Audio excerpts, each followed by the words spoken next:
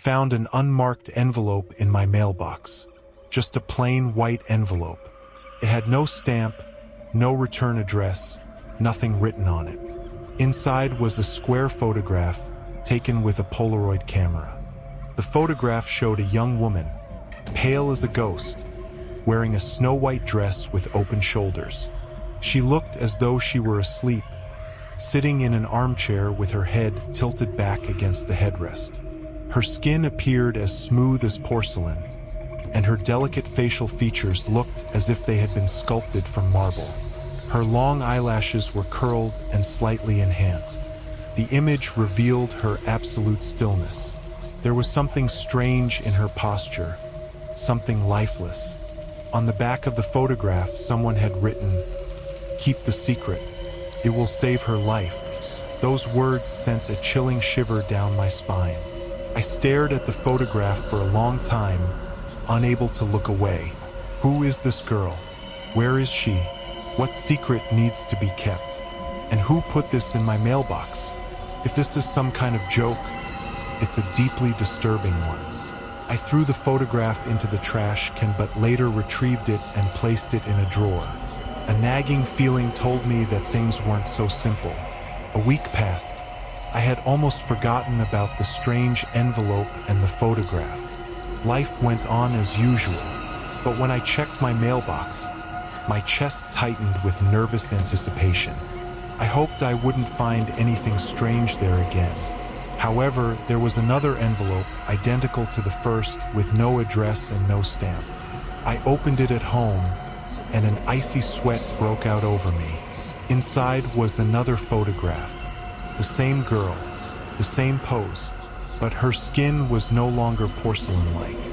It had taken on a slight bluish hue, with the early signs of decomposition beginning to show. Dark circles had appeared under her eyes, and her lips had dried out. The delicate lace dress seemed to cling to her body, and just below her neck, there was a deep slash wound, black with jagged edges. Was this some kind of makeup? Or maybe Photoshop? But the photo had been taken with an instant print camera. A fake? Or was she truly dead? I swallowed the lump in my throat painfully and tried to calm myself, but the thoughts kept swirling in my mind. Could someone have photographed a corpse? A murdered girl? The vertical wound on her chest seemed to say as much. I took the photograph I had received last week out of the drawer and placed both pictures side by side on the table. The wound was there in the first image too. I had just overlooked it. The cut had appeared thin, like a thread, but now, as decomposition had progressed, the edges of the skin had slightly pulled apart. If the girl had been murdered, there's no way she could have been wearing that dress at the moment of her death. The fabric would surely have been soaked with blood. Someone had cleaned her up, dressed her in the white gown, seated her in the chair, and taken the photograph. Then, a week later, they took another one. Both photographs were taken from the exact same angle. This meant the camera had been fixed in one spot, most likely on a tripod. I stared at the images over and over. In the first, the girl's skin was pale like porcelain. She looked as though she had just taken her final breath. In the second, her skin was bluish with greenish tones. It was as if I were looking at two completely different faces. It was horrifying. I turned the photographs over and reread the note. Keep the secret. It will save her life. But how could you save the life of someone who was already dead? The second photo had no note at all. What was I supposed to do with these? Take them to the police? Maybe the investigators could lift fingerprints or identify the handwriting. But I couldn't grasp the twisted game of this deranged mind. What if they were waiting for my reaction, expecting me to take the next step? Any other person would immediately go to the police, and the killer likely knew that. Maybe they were counting on it. The words "keep the secret" could even be a threat. Someone was clearly toying with me. They wanted to watch and revel in my fear. What if I pretended to take the envelopes but didn't open them, just threw them straight into the trash? Would they check and dig through the garbage? Let the person doing this get nothing from me, no reaction. Let them see me on the street and find an unreadable face. It's like a game of poker. If the girl in the photographs is truly dead, there's no way to help her now. I refused to become a part of this story. By now, there were already 2 photographs stored in my drawer. Of course, I planned to get rid of them later. My home was in the city center, surrounded by people, dozens of faces every single day. The sender of the envelopes could have been anyone. Another week passed, and a new envelope appeared in my mailbox, as if out of nowhere. A fire ignited in my chest, but I forced myself to breathe steadily. What if someone was watching me right now? I casually picked up the envelope and walked slowly up the stairs to my apartment. Once the door shut behind me, I let my emotions take over. A wave of heat from nervous anticipation washed over me as I clutched. I looked at the photograph, and my stomach churned. The girl in the picture had changed so much. Her skin had turned completely green. Cloudy pupils were visible beneath her half-closed eyelids. Her hair seemed dull, and her cheeks had hollowed. Her body was shrinking. The dress had slipped down from her chest, while her abdomen was grotesquely swollen. The wound on her chest had widened, like an open pocket. Her ribs were now visible. She sat slumped in the chair, yet it was as if she were lying there. I placed the photograph on the table, but the tips of my fingers still felt as though they had touched something vile. I wanted to wash my hands with soap and rinse my eyes to erase the horrifying image of the corpse. Whoever was sending me these photographs was a complete psychopath. I couldn't even bear to look at them, and yet, this person was in the same room as the corpse, enduring the stench. This psychopath had an advantage over me. He didn't feel disgust or fear, but those emotions were destroying me. To outplay him and avoid revealing my feelings, I needed to learn to perceive what was happening the way he did, to look at corpses and feel nothing. I had to play this game by my own rules, become the hunter rather than the prey. Let the perpetrator slip up and expose themselves. The time would come and they would pay for what they had done. I took the other photographs out of the drawer, laid them out in a row on the table, and stared at this story told in 3 frames. A beautiful, pale girl. Then she becomes disturbing. And finally, she turns horrifying. This story couldn't be allowed to show on my face. When I walked down the street, I had to find a way to shut off my emotions, to accept the photographs as reality, even though I knew they were printed in the same room where the corpse was. The background was always the same. An old chair with green upholstery and wooden armrests, yellow floral wallpaper. The room was filled with sunlight. To the right, there must have been a window. The lighting in the photos hardly varied, meaning they were likely taken around the same time of day. That was all the photographs could reveal. Another week passed, and I felt like I was on pins and needles, though no one could tell. I looked at people on the streets without suspicion, smiled at acquaintances as usual, and even petted cats, and even the most observant person would hardly have noticed any change in me. Thankfully, no one can read minds. I noticed a guy on the street staring at me intently, but I doubted he was the mysterious sender. Murderers tend to look like ordinary people. He wouldn't be gawking at me with a dumb expression and his mouth hanging open. I could have set up a hidden camera in the hallway across from the mailbox, but the mysterious sender had surely thought of that. They'd notice and immediately realize I was playing their game. Throughout all these weeks, I hadn't asked anyone a single question or dropped the slightest hint about what was happening. On Friday, I wasn't surprised.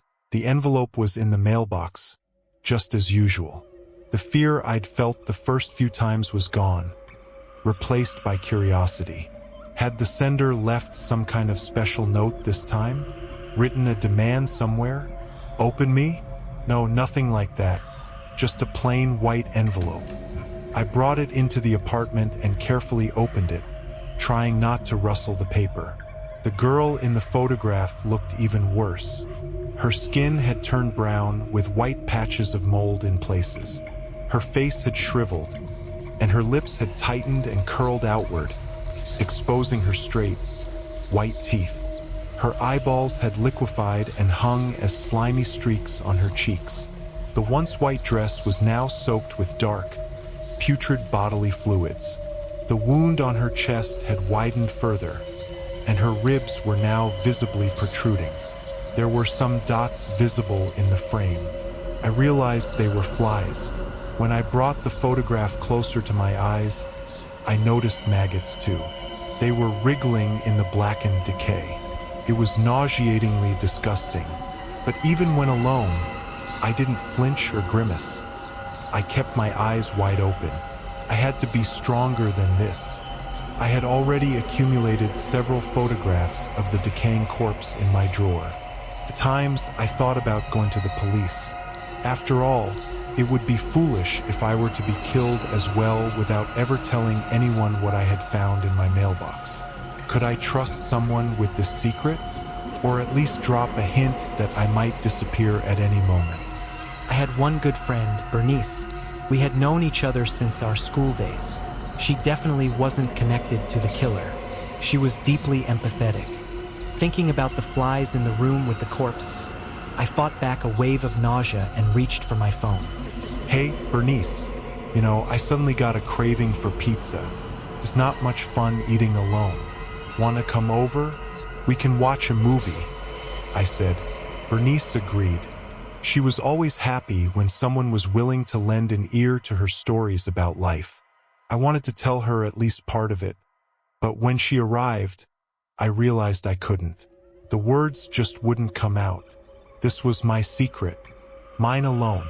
Well, mine and that psychopath's, the one who sent me those photographs week after week.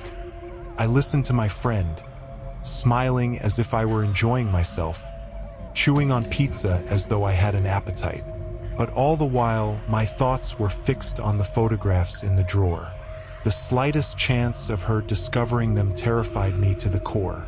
What if something unexpected happened? What if they fell off the shelf and scattered across the floor? Keeping my expression neutral, I waited for the movie to end. When Bernice had finished talking, and only crusts were left in the pizza box, she remarked that they were just extra carbs. I joked about how a trucker-turned-murderer was once caught because of leftover pizza crusts like these. But even my humor felt strange. I couldn't shake the feeling that I was guilty of something, even though I hadn't killed anyone. "It's time for me to go," Bernice said. I replied that it had been nice to hang out and that we should meet up again sometime. But in truth, I felt the opposite. The door closed, and I was alone again. A wave of relief washed over me. The photographs were still there, safely tucked under a pile of t-shirts in the drawer. A haunting mystery that only I could solve. Everything around me had turned hostile. It felt as if every smile, every glance, every word carried some hidden meaning. Who among the people around me was playing this game with me? I suspected everyone, neighbors, co-workers, even random strangers on the street. As a result, I withdrew from people. No more guests, no more candid conversations with friends. I spent all my free time locked away in my apartment, as though erasing someone else's incriminating evidence. Keep the secret. It will save her life. That was the only message left by the sender on the first photo. But what did it even mean? Was it about the dead girl? Was he documenting her decomposition, hoping she would somehow come back to life? An absolute lunatic. There was another envelope in my mailbox. I opened it with trembling hands. This wasn't fear anymore, but no, the corpse had lost nearly all its moisture and shriveled. The upper part of her dress had slipped down to her waist, and her hair had fallen out. The photograph no longer showed a girl, but practically a skeleton, covered in shriveled, dark brown skin. In place of her eyes were now empty black hollows. Who was this girl to the killer? Was she his lover, his sister, or just an acquaintance? What drove him to stage this horrifying spectacle? Had the killer gone mad because of what he had done? Was he delivering these photographs because he wanted to be caught? All these questions haunted me endlessly. I wanted to know what would happen next. I no longer winced in disgust. Instead, I eagerly awaited a new envelope each week, comparing the latest photo to the previous ones to spot the differences. I no longer felt ashamed of this curiosity. The fear had completely faded, leaving only a captivating sense of intrigue. I had lost my mind. Every time I opened an envelope, I felt a strange sense of anticipation. The girl in the photographs continued to decay, but as it turned out, a corpse doesn't decompose forever. Her skin had completely dried on the bones and turned black. Her body had transformed into a mummy. Two photos, taken a week apart, differed only in lighting. One appeared slightly paler than the other. On the back of the latest photo, I noticed a message I hadn't seen at first. Turn back time. What kind of nonsense was this? A week passed, and no new envelope arrived. The sight of an empty mailbox left me in shock. Strange. It used to be the opposite. I hadn't even realized how addicted I'd become to those photographs. I'd been checking my mailbox up to 10 times a day, hoping for another envelope. Where was it? Could this really be the end? Would this terrifying mystery remain unsolved? Another week went by. The mailbox remained empty. Another week, still nothing. I had accumulated 12 photographs in my drawer. 12 weeks. That's how long it takes for a corpse to turn into a dried-up mummy. And what was the purpose of this documentation? I could have finally taken the photographs to the police, but instead, I looked at them one by one, stacking them in order and flipping through them quickly. The sequence created an illusion, as if the corpse was decaying right before my eyes, and it became clear that the body wasn't as motionless as it had seemed. It was shrinking, decomposing in an eternal sleep. A thought flickered through my mind. I sat on the floor, shuffling through the photographs as if they were a deck of cards, knowing the exact order of each one. I had studied them all thoroughly, inside and out. I stacked them in a pile, placing the last photograph at the bottom and the first one on top. Turn back time. That's what the sender wanted to say. A movie in reverse. I flipped through the photographs backward. The mummy grew fuller. The rotting spots vanished. The shriveled brown skin turned blue, then pale and smooth like porcelain. The desiccated corpse unfolded like a bud, transforming into a beautiful flower. I felt electric pulses running through my hands. It seemed as if I could truly turn back time. In the chair once again lay the beautiful girl with perfectly white skin. But she was still dead. The thin wound on her chest made that clear. I wanted to flip through the photographs again, but I made a careless movement, and they slipped from my hands, scattering across the carpet. I rushed to pick them up and saw that there was nothing on them anymore. The images had disappeared. All that remained were blank black squares. Realizing that not a single photo had survived, I was suddenly overwhelmed by a sense of loss. How could this have happened? Why did I no longer have proof that any of it was real? The mystery might remain unsolved. No, not this. Now these cards were useless. All I could do was throw them in the trash and try to forget everything. I was losing my mind, wandering the streets like a ghost. My eyes aimlessly scanned the windows of buildings. In which of these apartments could the photos have been taken? Fragments of the images swirled in my head. Shriveled skin, bony fingers, empty black eye sockets. In which of these rooms, behind the curtains, was she lying?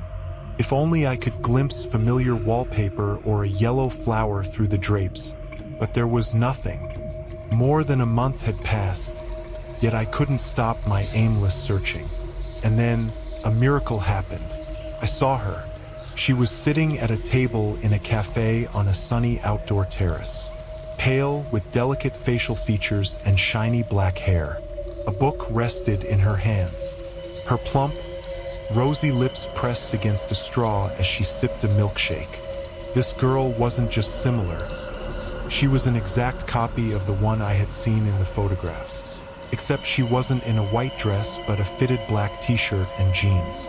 I froze, mesmerized, unable to take my eyes off her, afraid that if I looked away, she would disappear. Taking a deep breath, I approached the table. I saw her up close. She looked so much like her, but this girl was alive. "Miss, we haven't met somewhere before, have we?" I asked, my voice trembling slightly. She lifted her strikingly bright eyes and smiled. "I don't know you," she replied, "but you seem very familiar to me," I said, as if in a dream. "As though I've seen you in a photo." "You said, in a photo?" she asked. "Yes, that's exactly what I said," I confirmed. "And then what? Just stand there and stay silent?" I couldn't possibly tell a stranger on the street about how I had been receiving photographs of a decomposing corpse that looked just like her. The beautiful girl kept looking at me and smiling. "You don't know what else to say?" she asked. "Yes, I feel a bit lost," I admitted. "Then ask me about the book," she suggested. I pulled out a chair and sat across from her. "What are you reading?" I asked. The stranger held up the cover. "The Mystery of Edwin Drood. *, have you heard of it?" I shook my head.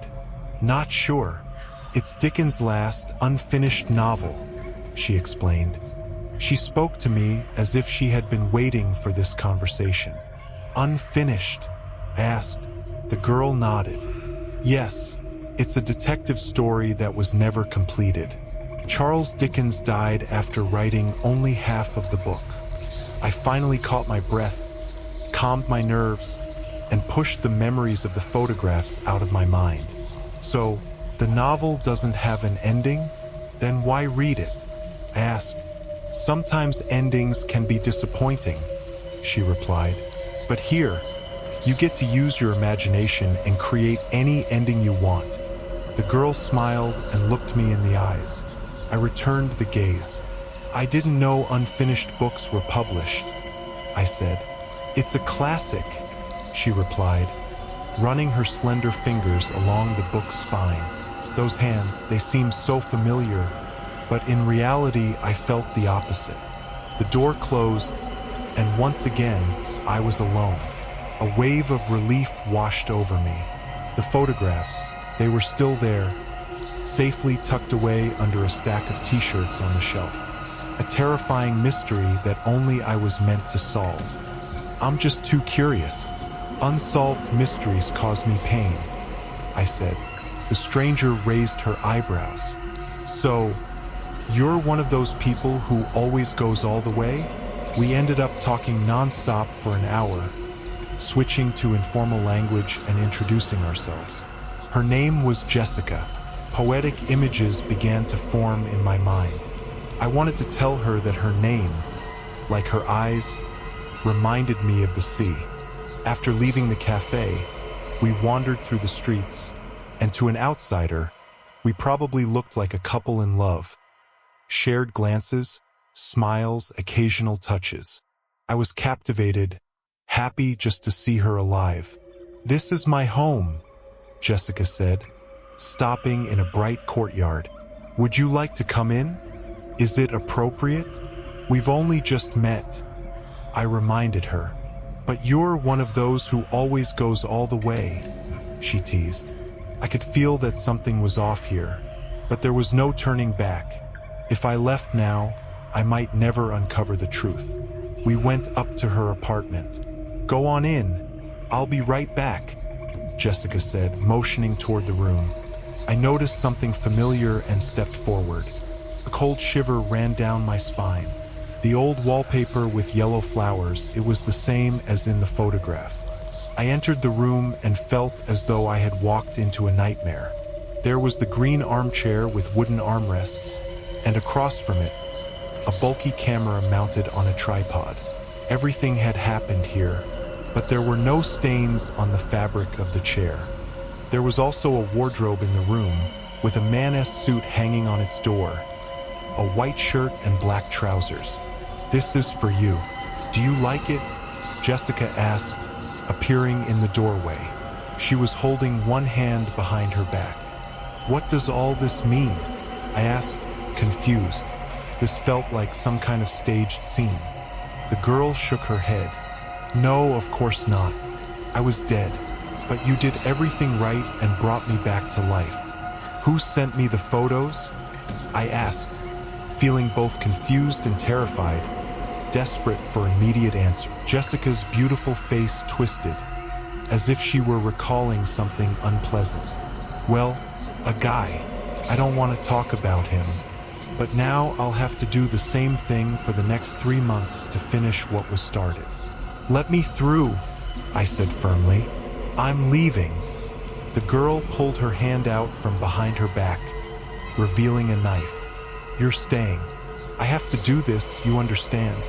"You're going to kill me?" I asked, stepping back. "Then you'll come back to life," she replied calmly. "Then why do you want to kill me?" I shouted. "Why continue this?" With the fingers of her free hand, the girl pulled down the collar of her t-shirt, revealing a thin wound below her neck. "It won't heal and it hurts terribly, but it will close when I drive this knife into your heart."